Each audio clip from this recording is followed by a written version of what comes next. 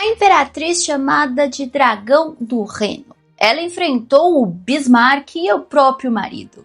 Você já ouviu falar de uma imperatriz que causava pavor em políticos, era ignorada pelo próprio marido, idolatrada por intelectuais e ainda encontrava tempo para se maquiar como se fosse estrear num palco de ópera, em plena terça-feira de luto? Pois é, hoje o chá é sobre ela, a primeira imperatriz do recém-nascido Império Alemão.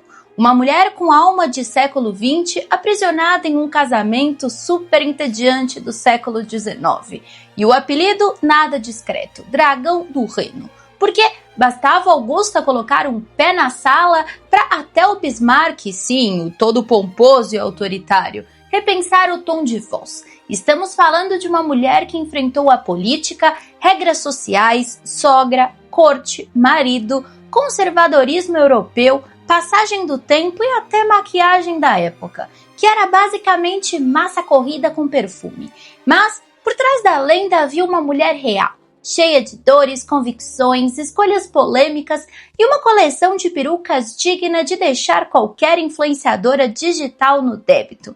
Antes de se tornar o temido dragão, Augusta foi uma jovem princesa cheia de ideias novas para a Prússia e sentimento demais para um casamento arranjado com o emocional de um tijolo.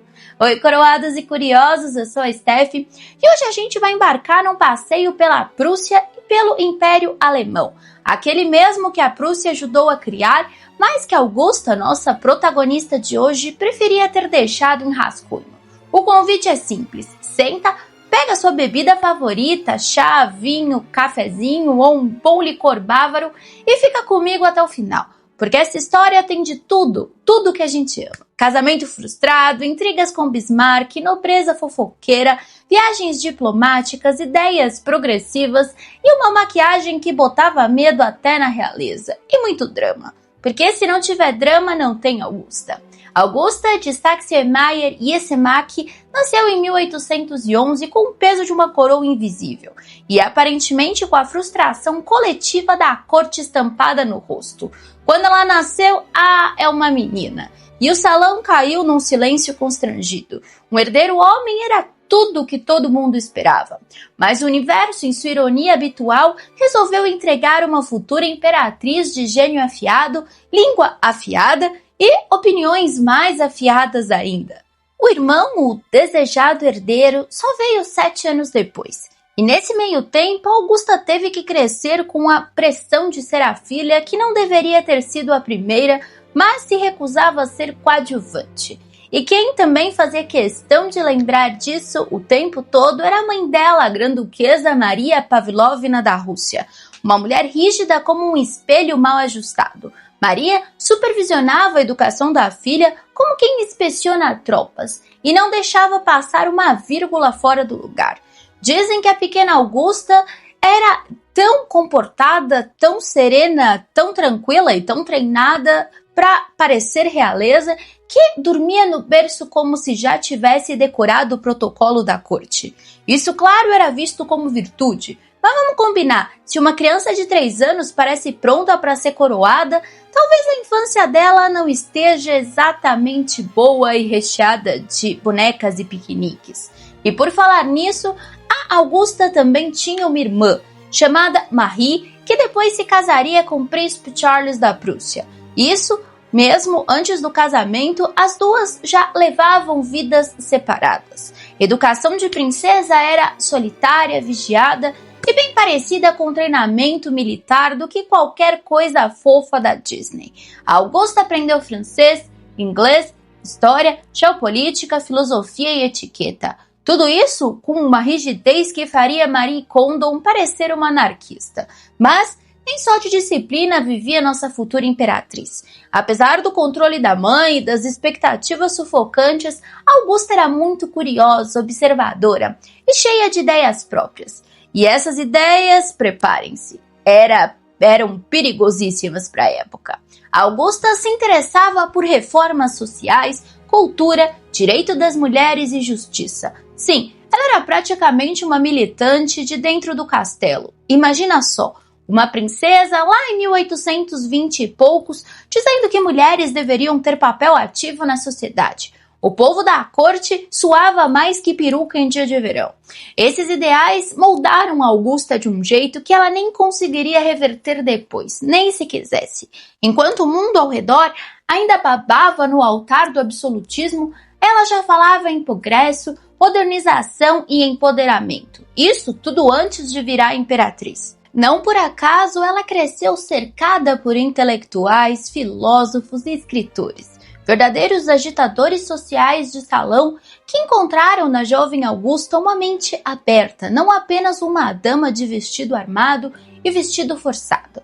Aos 13 anos, Augusta finalmente teve uma pausa da rotina ultra-regimentada para viajar com a mãe à corte russa, um cenário de ouro, luxo e muito brilho. Mas, curiosamente, Augusta detestou tudo aquilo. Luxo demais, ostentação demais, bajulação demais. Resumidamente, uma crítica que cairia perfeitamente em qualquer influencer de Dubai hoje em dia.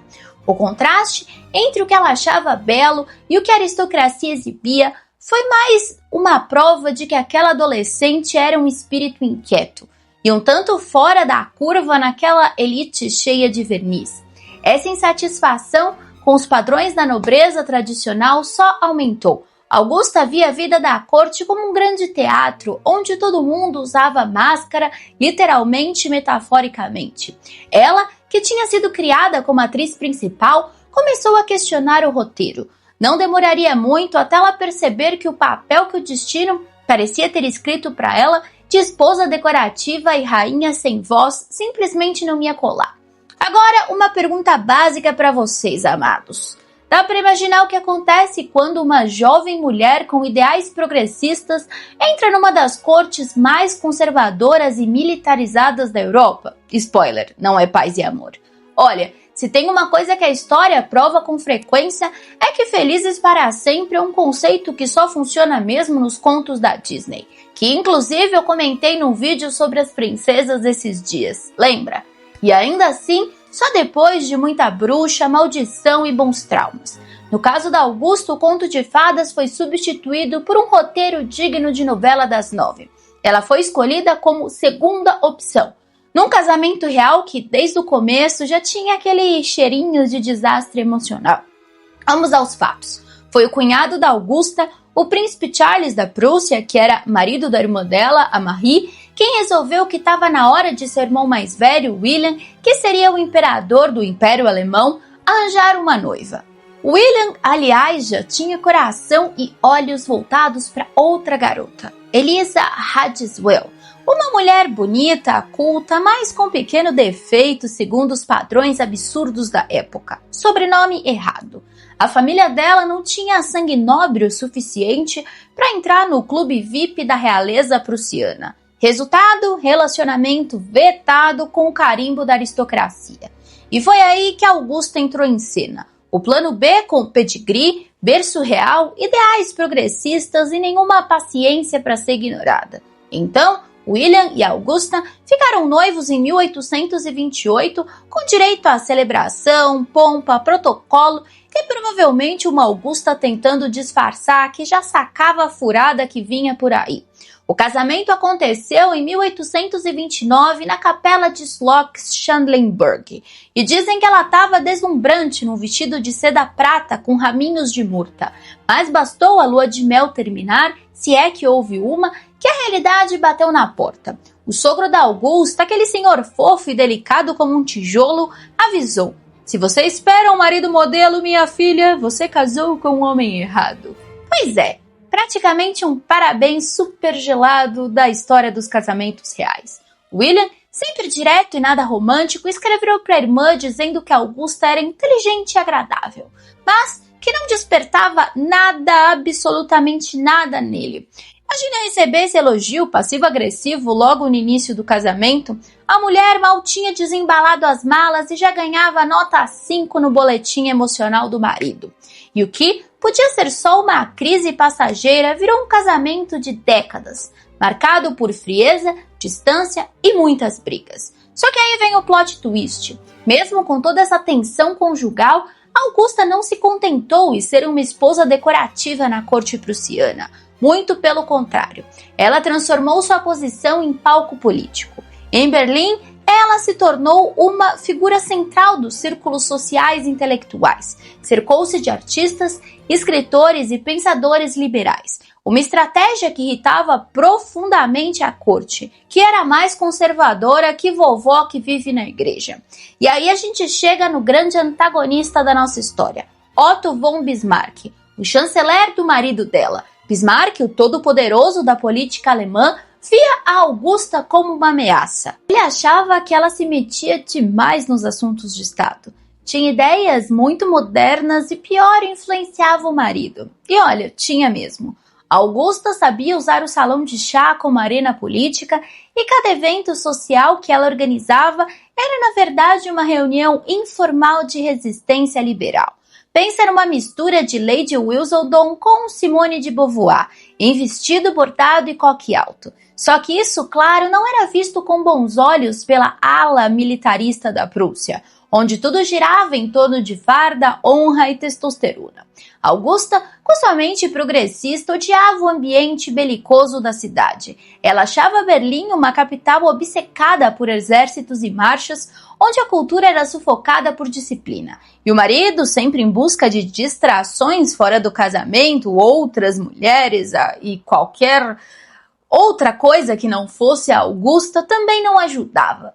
A união, então, só faltava o divórcio. Só que não era uma opção para a princesa do século XIX. Eles não eram Henrique VIII, né? E como se não bastasse a frieza do marido, Augusta ainda tinha que lidar com uma corte bem hostil. Ela não se dava bem com a esposa morganática do sogro. Basicamente, morganático é aquela união considerada de segunda classe, porque a senhora não tinha sangue nobre o suficiente. Nem com a sua cunhada, Elizabeth Ludovica, com quem mantinha um relacionamento digno de reality show. Indiretas, silêncios gelados e uma competição passiva-agressiva pela atenção da corte. Só que a Augusta, orgulhosa como só ela, não arredava o pé. Mesmo já sendo oficialmente casada com William, ela continuou assinando seus documentos como princesa de Saxe-Weimar. Um lembrete elegante, um pouco venenoso, de que ela era nobre por mérito próprio e não por causa de homem nenhum. E vamos combinar, em uma época em que as mulheres eram criadas para sorrir e acenar, Augusta sorria, acenava e mandava um recado claro. Sou mais do que tudo isso. E se alguém ainda tinha dúvidas de que Augusta não era uma figura qualquer, bastava olhar como ela lidou com o próximo capítulo da sua vida, a maternidade. Porque vamos combinar, na época em que ela vivia, o papel de uma princesa era simples. Se você já viu os vídeos, você sabe mais do que eu. Não mais do que eu, mas se você já assistiu os meus vídeos, você já sabe disso. Era casar, calar a boca e gerar um herdeiro. Mas, pelo menos, então, mesmo ela sendo diferente de todas as outras e vivendo nesse rolê emocional que ninguém gostava dela, nem o marido, nem a sogra, nem a cunhada, ela pelo menos não perdeu tempo. Enfim, no dia 18 de outubro de 1831, Augusta deu à luz ao seu primeiro filho, um menino, o pequeno Frederico Guilherme, no Neues Palais de Potsdam, um palácio tão opulento que parecia ter saído de um catálogo de Versalhes prussiana. Foi um momento de alívio e até de vitória. Ela garantiu a sucessão da linhagem antes da cunhada, que estava há 8 anos tentando engravidar. Ponto para Augusta. Mas por trás dessa vitória dinástica havia uma história cheia de dor que a corte preferia ignorar. Antes do Frederico nascer, a Augusta passou por abortos espontâneos e complicações que foram mantidas em silêncio, como se não houvesse espaço para vulnerabilidade no útero de uma princesa.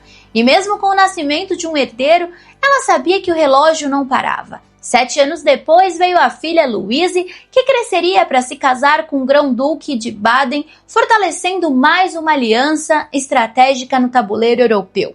Mas criar filhos em um ambiente como a corte prussiana não era um exercício de amor livre, era performance contínua, onde qualquer afeto fora do protocolo podia ser visto como fraqueza. Ainda assim, Augusta foi uma mãe afetuosa dentro das suas possibilidades. Com o filho, especialmente, ela criou uma relação de proximidade emocional e intelectual.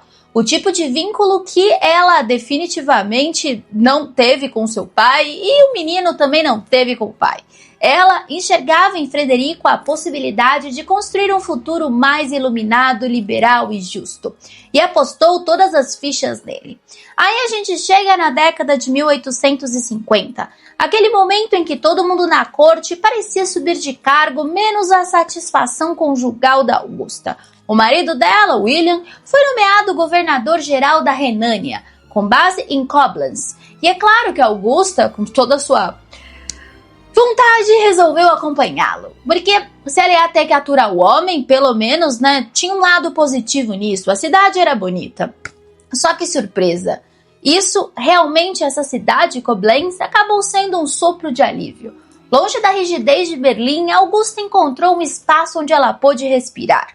Continuou rodeada de intelectuais, promovendo encontros com liberais e artistas, porque ela não sabia viver sem um bom debate sobre a reforma social entre um chá e outro.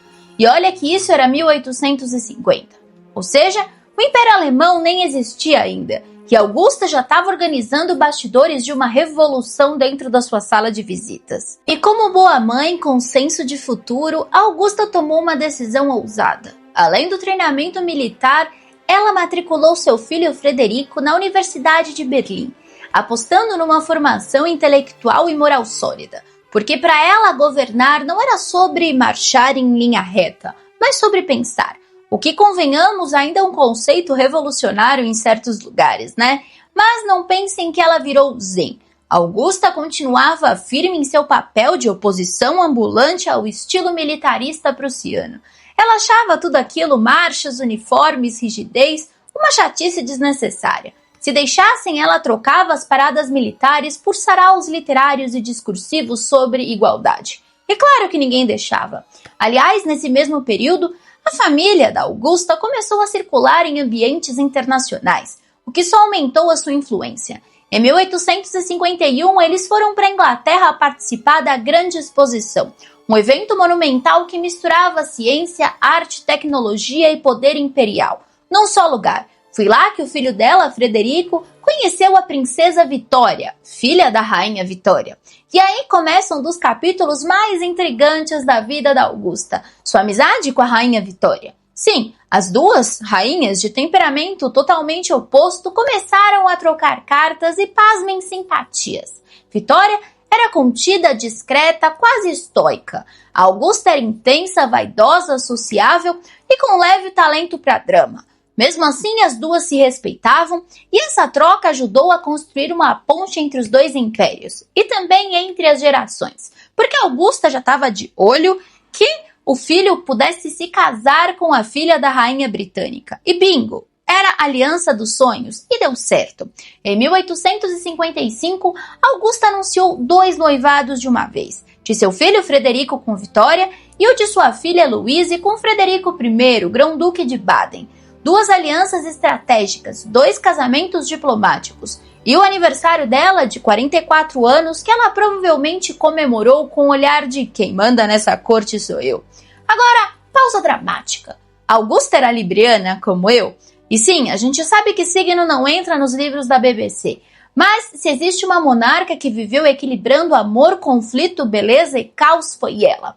Uma verdadeira libriana de cetro na mão e opinião na ponta da língua. Sua filha Louise foi a primeira a se casar em 1856. E no ano seguinte nasceu o primeiro neto da Augusta, o futuro último grão-duque de Baden. E mais uma vez Augusta mostrou que por trás da maquiagem e da rigidez palaciana havia também afeto. Ela acompanhava de perto a vida dos filhos e dos netos, mesmo à distância, como quem se recusava a ser apenas uma figura cerimonial. Mas é claro, nada é simples quando você é uma rainha do século XIX. Mesmo como mãe e matriarca, a futura imperatriz ainda tinha que provar o seu valor todos os dias. E lidava constantemente com o julgamento silencioso da corte, que preferia esposas dóceis e mães decorativas. Ela não era nenhuma das duas, mas infelizmente nada disso mudou o relacionamento da Augusta com o marido. Ele continuava igualzinho, gelado, formal e sustentado por aparências. Agora, vamos falar de dor literalmente. Nessa fase, a imperatriz Augusta começava a sofrer com dores fortes nas articulações, o que hoje a gente chamaria de reumatismo, e que na época era tratado com banhos termais, benzedeiras de luxo e rezas. Ela passa a frequentar, nessa época, então, Baden-Baden, a cidade famosa por suas águas curativas e sua elite de fofoca internacional. Era o lugar perfeito para que ela precisava para o alívio nas costas e para ter novas intrigas para animar o dia. Então, entre uns escadapéus e outro, Augusta vai se aproximando da elite de Baden, onde a filha vivia, o que estreita ainda mais os laços políticos e familiares. Não era só a saúde que ela tratava lá, era também a estratégia de sobrevivência no mundo que ela queria não ficar parada, nem que fosse numa cadeira de rodas. E uma curiosidade que você vai amar. A Augusta tinha rotinas bem específicas. Depois dos 60, ela acordava cedinho, tomava uma xícara de chá bem forte, almoçava uma sopa de carne e jantava pratos mais robustos, tipo carne de caça com espinafre. Antes de dormir, mais uma xícara de chá e uma fatia de bolo. Porque ninguém é de ferro, nem mesmo a Augusta que vivia tretando com o chanceler e com o marido. Enfim, por mais que essa Augusta ia perdendo a mobilidade com o tempo física, ela ia ganhando outro tipo de força, da influência silenciosa. Ela não precisava gritar. A existência dela, com ideias liberais, laços diplomáticos e rejeição ao militarismo, já era um incômodo constante nos corredores da corte. Um lembrete vivo de que nem toda mulher poderosa precisa ser amada para ser respeitada. Finalmente, em 1871, após anos de tensão política, as batalhas militares e muitos debates à mesa de chá e à mesa de guerra também, nasceu oficialmente o Império Alemão. E junto com ele, a Imperatriz Augusta foi coroada como primeira imperatriz da Alemanha. Um título inédito histórico, mas para ela profundamente incômodo.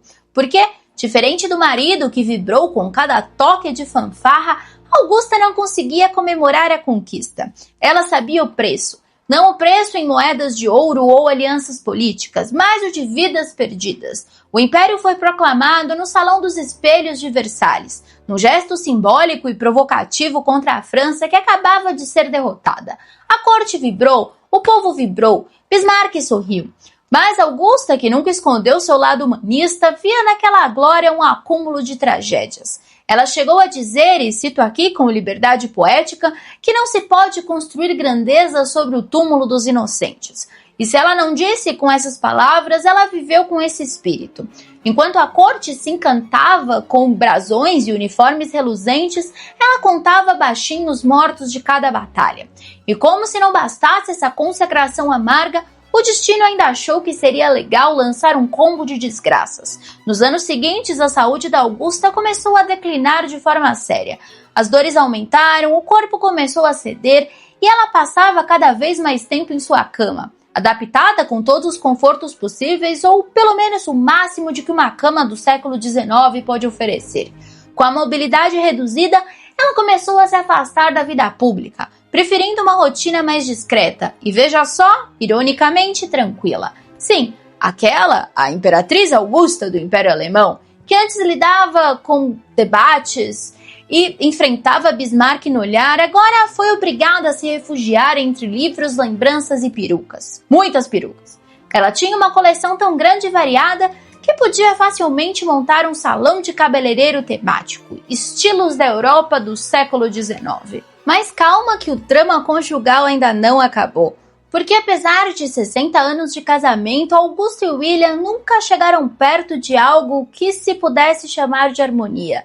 As brigas, segundo os criados, eram tão constantes que o silêncio entre eles virou sinônimo de paz. E quando queriam evitar uma discussão simples, paravam de se falar e começaram a se comunicar por meio de criados. Sim, eles mandavam recados, mesmo estando na mesma sala. Tem mais. Dizem que mesmo lado a lado, se Augusta falava com William diretamente, ele ignorava e pedia a algum ajudante que traduzisse o que ela havia dito. A passiva agressividade da realeza não tem limites. E a coisa chegou ao cúmulo quando William foi coroado imperador e não contou para a própria esposa. Sim, Augusta simplesmente descobriu que era imperatriz pelos criados. E enquanto tudo isso acontecia, a velhice vinha chegando. e com ela o medo de se apagar. Então, Augusta, que sempre foi vaidosa e com todo direito, começou a exagerar. Usar cosméticos com tanto entusiasmo que os visitantes não sabiam se estavam diante de uma mulher ou uma boneca de porcelana levemente assombrada. As camadas de pó, blush, pasta e cremes criaram uma versão teatral de si mesma, como se ela dissesse ao espelho: eu ainda sou aquela Augusta, que enfrentou a corte, Bismarck e o próprio marido, só que agora com mais cobertura e menos cartilagem. Apesar disso, ela continuava aparecendo em alguns eventos, empurrada em sua cadeira de rodas, envolta em véus e com ares de lenda viva. Numa dessas aparições, durante o aniversário de 90 anos do William, um dos presentes disse que ela parecia uma mistura de esqueleto e bruxa, recém-saída da cova. E eu só digo, gente, que falta de educação, que baita descrição visual para o roteiro, não é mesmo? Mesmo com toda a aparência fantasiosa, Augusta ainda era vista por muitos como uma mulher difícil, exigente, carente e imprevisível, mas também como alguém que amava com intensidade e lutava até o fim por aquilo que acreditava. Inclusive, quando o neto dela se casou com Augusta Vitória, a Nossa Senhora Augusta surpreendeu a todos ao acolher a menina com carinho, coisa raríssima na trajetória de uma mulher que tinha colecionado mais desafetos que aliados. E no fundo, talvez, esse gesto tenha sido sua forma de dizer: eu posso ser dura, mas eu também tenho afeto. Porque mesmo com todas as camadas de maquiagem, figurinos, protocolos e frustrações, havia ali um coração, ainda que às vezes enterrado sob peruca e sombra azul.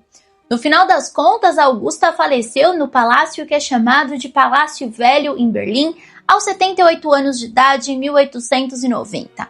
Nessa fase da vida, ela já estava viúva. O marido tinha morrido em 1888, 2 anos antes. A causa exata da morte não é frequentemente especificada nas fontes históricas, mas considerando a idade avançada, os problemas de saúde que ela enfrentava, acha-se que tenha sido por doença relacionada à idade, claro, ou por gripe, já que na época estava ocorrendo uma pandemia. E aí, amados, o que fica na história da Augusta? Ela foi chamada de Dragão do Reno, intrometida, difícil, brigona, e ainda assim foi a primeira mulher a carregar a coroa imperial alemã. Ela viveu entre homens que marchavam, mandavam e ignoravam, e ainda assim se fez ouvir. Foi esposa de um imperador que a desprezava, mãe de um herdeiro que reinou por apenas 99 dias, sogra de uma princesa inglesa, avó de um Kaiser, inimiga número 1 de um Bismarck em jantares de gala. Só isso. Mas, mais do que títulos ou escândalos, Augusta foi uma mulher que tentou fazer a diferença, onde poucos ousaram sequer opinar. Lutou por educação, justiça social, saúde pública, e tudo isso vestindo seda, com camadas de pó de arroz e uma peruca que provavelmente tinha CEP próprio. Ela não mudou o império como queria, mas plantou ideias, deixou rastros, e fez história não porque nasceu imperatriz, mas porque se recusou a ser só isso.